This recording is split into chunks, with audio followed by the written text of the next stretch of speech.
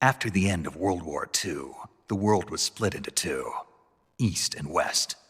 This marked the beginning of the era called the Cold War.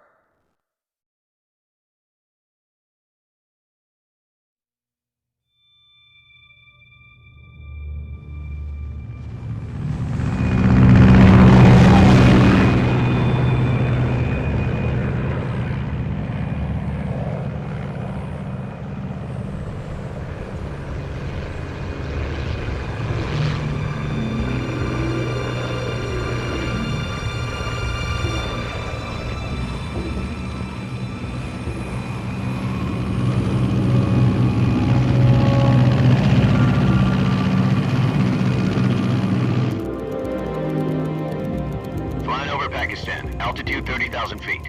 Approaching Soviet airspace.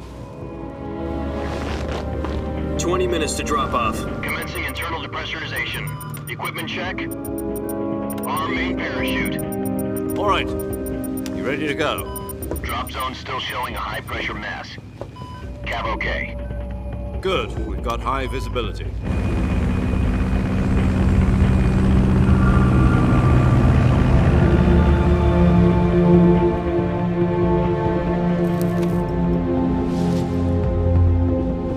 Put out that cigar. Connecting oxygen hose to interior connector. Put on your mask.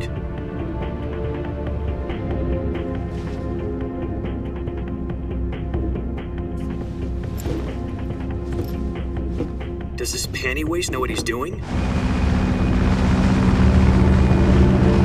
Approaching release point. 10 minutes to drop off. Hey, are you deaf? He said put out the cigar and put on your mask.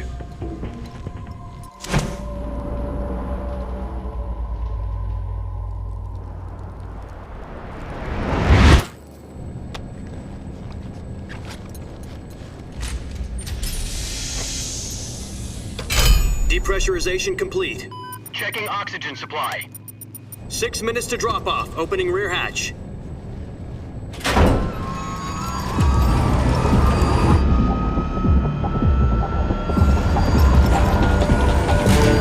Sunrise.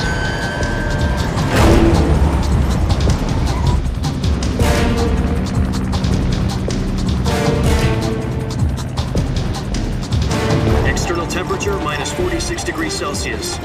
2 minutes to drop off. Stand up.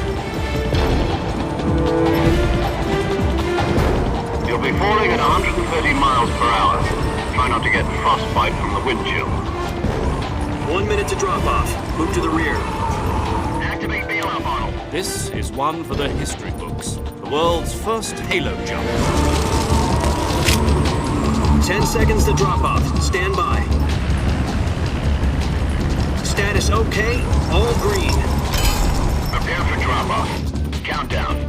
5, 4, 3, 2, 1. Spread your wings And fly. God be with you.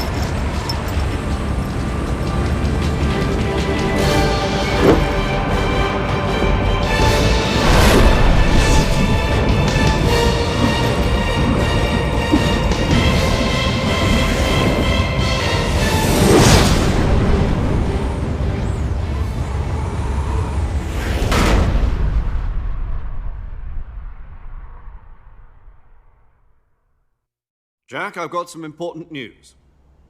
The head of the CIA has finally given us the green light for the Virtuous mission. Virtual mission? No, the Virtuous mission. The future of our Fox unit depends on it. If it succeeds, we'll be officially organized into a unit. Virtuous mission? Sounds like some kind of initiation ritual. You know, don't get cocky. This isn't a training op. Right. So what exactly is this wonderful mission? Well, about 2 years ago, a certain Soviet scientist requested asylum in the West through one of our moles. His name is Nikolai Stepanovich Sokolov. He's head of the OKB-754 Design Bureau, one of the Soviets' top-secret weapon research facilities, and the East's foremost expert on weapons development. Sokolov? Isn't he that famous rocket scientist? The very same. On April the 12th, 1961, the Soviets achieved the first manned spaceflight in history. The Earth was blue, but there was no God. Well spoken. The rocket that carried Yuri Gagarin into orbit was the A-1, known as the Vostok rocket. Sokolov is said to be the man most responsible for the multi-engine cluster used in that rocket. After Gagarin's flight, Sokolov left rocket development to become the head of the newly established Design Bureau. From a lowly technician to head of a design bureau, that's quite a success story, so why'd he want to defect? It seems he'd become afraid of his own creations. Afraid? Call it a crisis of conscience. And for that, he left his country and his family behind and went over the fence? Not exactly. One of his conditions was that his family was also to be taken safely to the west. We used a mole to get the family out first and succeeded in sneaking Sokolov over the Berlin Wall shortly afterwards. I was the one who conducted the operation. The security on the eastern side was still full of holes back then. Then what? We got Sokolov over in one piece, but the whole ordeal had left him exhausted, and we checked him into a hospital in West Berlin. It took him 2 weeks and more than 600 miles to get from the research facility in the Soviet Union to Berlin. He was in no condition to say anything coherent. And it was only a week later that we had something much bigger on our hands. The Cuban Missile Crisis. October the 16th, 1962, President Kennedy received word that the Soviets were in the process of deploying intermediate-range ballistic missiles in Cuba. The President demanded that the Soviets dismantle and remove the missiles. At the same time, he announced a naval blockade to prevent further missile shipments from reaching Cuba. But the Soviets didn't back down, instead placing their armed forces on secondary alert. Soviet transport ships carrying missiles continued on course towards Cuba. US and Soviet forces went on alert for an all-out nuclear war. Frantic negotiations were conducted through the UN's Emergency Security Council and unofficial channels to end the hair-trigger standoff. Finally, on October the 28th, the Soviet Union agreed to remove its missiles from Cuba, and so the world avoided a nuclear holocaust. But in order to get the Soviets to pull their missiles out, we had to make a deal. You mean the one where the US agreed to remove its IRBMs from Turkey? No. The Jupiter IRBMs deployed in Turkey were obsolete, and we were going to get rid of them anyway. They had no strategic value whatsoever to either the US or the Russians. The Turkey deal was a ruse, a cover story that was fed to the other intelligence agencies around the world. So what did the Russians really want? Sokolov. They wanted us to return Sokolov. You mean the Soviets pulled out of Cuba just to get their hands on Sokolov? That's right. What the hell was he working on? At the time, we had no idea. We were running out of time. It was either give up Sokolov or risk full-scale nuclear war. In the end, we had no choice. President Kennedy gave in to Khrushchev's demand. The next day, I got Sokolov out of the hospital, handing him over to agents on the eastern side. Sokolov kept on screaming, "Save me," until he disappeared from my sight. Then a month ago, we received some new information from one of our moles. About Sokolov? Yes. He was taken back to the research facility and forced to continue working on the weapon in question under KGB supervision. What's more, it's on the verge of completion. So what kind of weapon is it? Something to do with space rockets? No, missiles. Same technology. I guess you're right. We don't know the details, but it appears to be a new kind of nuclear device. For half a year now, the Soviets have been conducting frequent nuclear tests at Semipalatinsk. Something to do with the weapon, I assume. We're talking about a secret weapon so big that Khrushchev was ready to pull out of Cuba to get it back. Is Sokolov still in the facility? No. According to our intelligence, he's in Selinoyarsk, a place in the mountains about 3 miles to the west that's known as the Virgin Cliffs. The Virgin Cliffs. Nice name for a virtuous mission. They moved him there just recently. Why? Apparently, they're conducting a field test of the weapon, but it's our best chance to get him back. This mission would never have been possible if he was still in the research facility. This is our last chance. Sokolov must have known that too when he contacted us.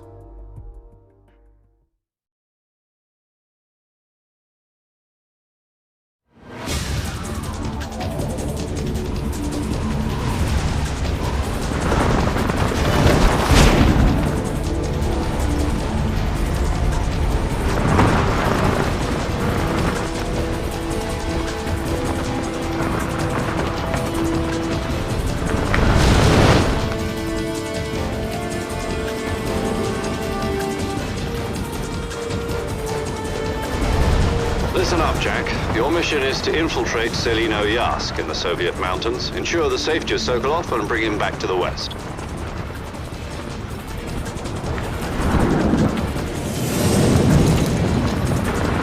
If we don't get Sokolov back before that weapon is complete, we'll be facing a major crisis.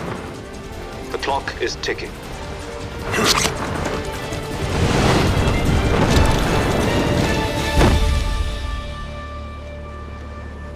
Once we've confirmed the rescue of Sokolov, stand by at the recovery point. A recovery balloon will be dropped at that point.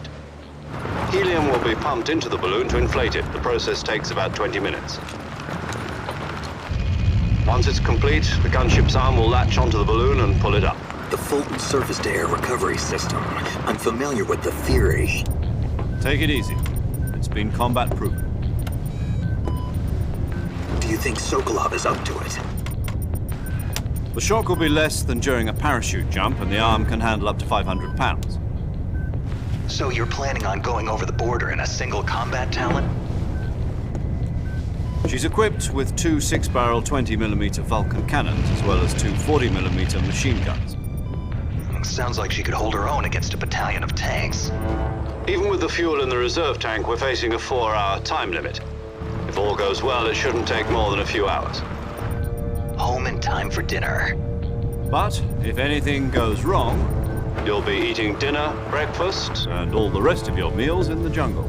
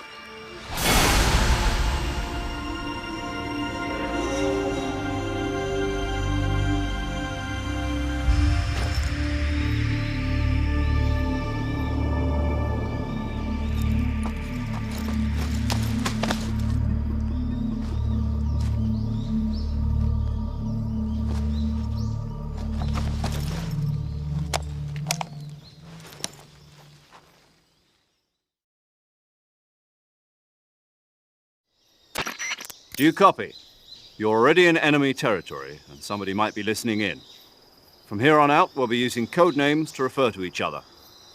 Your code name for this mission will be Naked Snake. I'll be referring to you as Snake from now on. You're not to mention your real name. Snake? What, you don't like snakes? What do you mean? You've eaten one before, haven't you? In survival training. I'm glad to hear that. I don't know if I'd ever order one in a restaurant, but... Be careful, you might not have a choice. What about you, Major? What should I call you? Let's see. I'll be Tom. Call me Major Tom. This will be a sneaking mission. You must not be seen by the enemy. You must leave no trace of your presence. Is that clear? This kind of infiltration is the Fox unit's speciality. In other words, weapons and equipment are procured on site. That goes for food as well. You're completely naked, just as your name implies. Great. Now I see why you asked me if I like snakes. I suppose calling me Snake was your idea of a joke, too. No. There's a good reason for that. I'll tell you later when the time is right. Gotcha. Getting back to the subject, how exactly am I supposed to feed myself? You've been issued a knife and a tranquilizer gun. Use them to hunt for food. You'll also find some medical supplies in your backpack. Yeah, about the backpack. I lost it in a tree on the way down. I see. Well, you'd better go back and get it then. You know where it is? No problem. I can see it from here. It's stuck on a branch. To climb a tree, stand in front of a tree that's covered in ivy and press the action button. I'll be monitoring your progress over the radio. We can't risk violating Soviet airspace, but I'll be in the gunship. My frequency is 140.85. I'll give you a call if I need to talk to you. If you need to talk to me, use the send function. Okay, Snake, go get your backpack.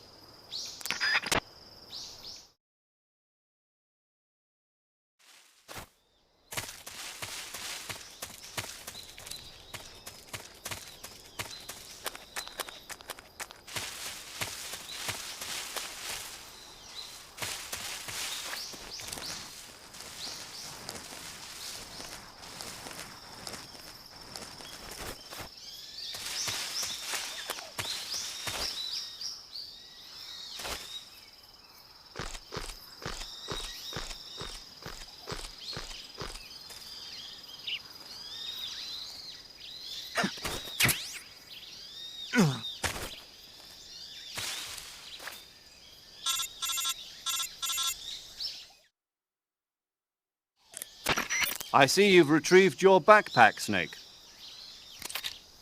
To equip a weapon, it's necessary to take it out of your backpack. In the survival viewer, choose Weapon from the backpack. Your available weapons will be displayed in a window in the upper left. From that list, choose the weapon you want to equip and press the Enter button. For other equipped items, just do the same thing from Item. Got it. Use the survival viewer backpack. Yep, that's right. Survival is fundamental to this mission. After you've been out in the field for a while, your stamina will start to drop. If your stamina gets too low, it'll affect your performance. You won't be able to shoot accurately, for example, and your wounds won't heal as smoothly. Keep an eye on your stamina so you don't run out. To recover lost stamina, you can hunt for local flora and fauna. You can use either your tranquilizer gun or your knife to hunt. My only weapon is a Mark 22 Hush Puppy tranquilizer gun? That's right. It's been fitted with its own suppressor. However, the suppressor will deteriorate every time you fire. Once its durability reaches 0, the noise suppression effect will be gone. So don't get too trigger happy with it. The suppressor's durability is shown in the icon. Any weapons and equipment beyond what you're carrying now, you'll have to find as you go. I have to find my own weapons and equipment? Whose crazy idea was this anyway? Solo covert actions are standard Fox operating procedure. You can't leave any traces of your presence. No weapons, equipment, footprints, sweat, or bodily waste. The same goes for bullets and cartridges, too. Your presence in enemy territory is already a violation of international conventions of warfare. There aren't supposed to be any American soldiers in Russia. It could spark an international incident. You can't let anyone see you. You can't let the enemy know you're there. This is a stealth mission. You're a ghost, Snake, in every sense of the word. And there'll be no rescue if you're captured. The military and US government will deny any involvement in the affair. Then I'll just have to take care of myself, huh? I'm afraid so. You've been given a fake death pill for that purpose. SIS guidelines stipulate that soldiers on covert ops like this one be issued a potassium cyanide capsule. Tape it to your body so you can take it when you need to. How generous of you. Use it if you're taken prisoner by the enemy. It'll send you into a state of false death for a short time. Fooling them into thinking that I'm really dead. So how do I come back to life? Just take the revival pill. You mean that thing they put in my tooth before the mission? That's the one. But be careful. If you remain in a state of false death for too long, nothing will be able to bring you back. Remember that. I'll keep it in mind. You said this was a solo mission, right? Right. I guess that means I can't count on any reinforcements. Correct. The mission rests entirely in your hands. A real one-man army. Relax. There's a support team ready to back you up over the radio. Who? I'll introduce them to you. This time, survival is of utmost importance. The first member of the support team will be in charge of monitoring your physical condition, acting as a medic, so to speak, as well as recording your mission data. She's a member of Fox as well, and she's here on the gunship with me. She? Hello, Snake. I'm paramedic. Nice to meet you. Paramedic.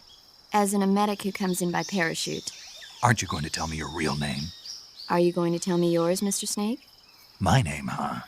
It's John Doe. And they call you Jack for short. You're a regular Captain Nemo. A name means nothing on the battlefield. After a week, no one has a name. What's your name? Jane Doe. Very funny. I wasn't joking, but I'll tell you my name only if you manage to make it back alive. My frequency is 145.73. She's also in charge of recording your mission data. Whenever you want to save, send a message over the reserved save frequency, 140.96. So saving lets me record my mission data. That's right. It also records the state of your health. Good to know. There's one more person I want to introduce you to, Snake. Huh? Speaking of snakes, you remember the boss, don't you? A legendary soldier and your mentor. Actually, it was the boss that got the DCI's authorization in the first place. She's going to be serving as Fox's mission advisor. Boss is? She also helped me plan this mission. She and I were at SAS together. Jack, is that you? How many years has it been? Boss? That's right. It's me. Talk to me. Let me hear your voice. It's been 5 years, 72 days, and 18 hours. You've lost weight. You can tell just by the sound of my voice. Of course I can. I know all about you. Really? Well, I don't know anything about you. What's that supposed to mean? Why'd you disappear on me all of a sudden? I was on a top secret mission. You didn't need me anymore. But there were still so many things I wanted you to teach me. No, I taught you everything you needed to know about fighting techniques. I taught you all I could. The rest you needed to learn on your own. Techniques, sure. But what about how to think like a soldier? How to think like a soldier? I can't teach you that. A soldier needs to be strong in spirit, body, and technique. And the only thing you can learn from someone else is technique. In fact, technique doesn't even matter. What's most important is spirit. Spirit and body are like two sides of a single coin. They're the same thing. I can't teach you how to think. You'll just have to figure it out for yourself. Listen to me, Jack. Just because soldiers are on the same side right now doesn't mean they always will be. Having personal feelings about your comrades is one of the worst sins you can commit. Politics determine who you face on the battlefield. And politics are a living thing. They change along with the times. Yesterday's good might be tomorrow's evil. Is that why you abandoned me? No, it had nothing to do with you. I already told you, Jack. I was on a top secret mission. A soldier has to follow whatever orders he's given. It's not his place to question why. But you're looking for a reason to fight. You're a natural-born fighter, but you're not quite a soldier. A soldier is a political tool, nothing more. That's doubly true if he's a career soldier. Right and wrong have no place in his mission. He has no enemies and no friends. Only the mission. You follow the orders you're given. That's what being a soldier is. I do whatever I have to get the job done. I don't think about politics. That's not the same thing. Sooner or later, your conscience is going to bother you. In the end, you have to choose whether you're going to live as a soldier or just another man with a gun. There's a saying in the Orient, loyalty to the end. Do you know what it means? Being patriotic. It means devoting yourself to your country. I follow the president and the top brass. I'm ready to die for them if necessary. The president and the top brass won't be there forever. Once their terms are up, others will take their place. I follow the will of the leader, no matter who's in charge.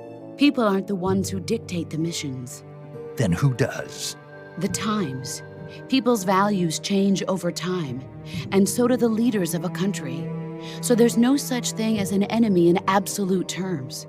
The enemies we fight are only enemies in relative terms, constantly changing with the times. As long as we have loyalty to the end, there's no point in believing in anything, even in those we love. And that's the way a soldier's supposed to think? The only thing we can believe in with absolute certainty is the mission, Jack.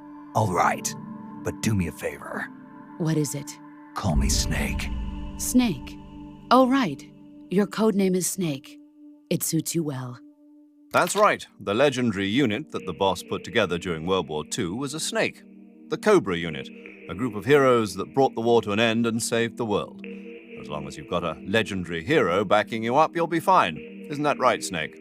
Yeah, I can't think of anyone else I'd rather have with me. Oh, and one more thing, boss. Yes? It's good to hear your voice again. Same here. After all, who knows if either of us will make it out alive? Snake, you are always best at urban warfare and infiltrating buildings. But this is the jungle. Survival is going to be key. Those CQC techniques I taught you are sure to come in handy.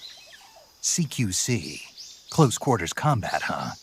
I've been in the Green Berets for the past few years. I'm probably pretty rusty. Not to worry. I'll be here to help you remember. After all, this is your first actual survival mission. I'll be supporting you over the radio. Where are you, boss? Next to the Major? The boss is communicating with us by radio from aboard a Permit-class submarine in the Arctic Ocean. My frequency is 141.80. Call me if you need my advice on battle techniques. Gotcha. Your mission is to retrieve Dr. Sokolov. Dr. Sokolov is being held in an abandoned factory located to the north of your current position. Avoid heavy combat and don't let anyone see you. Don't forget that this is a stealth mission.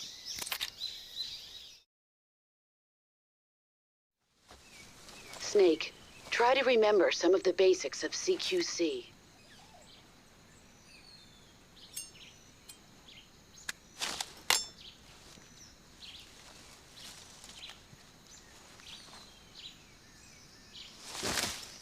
Commencing virtuous mission now.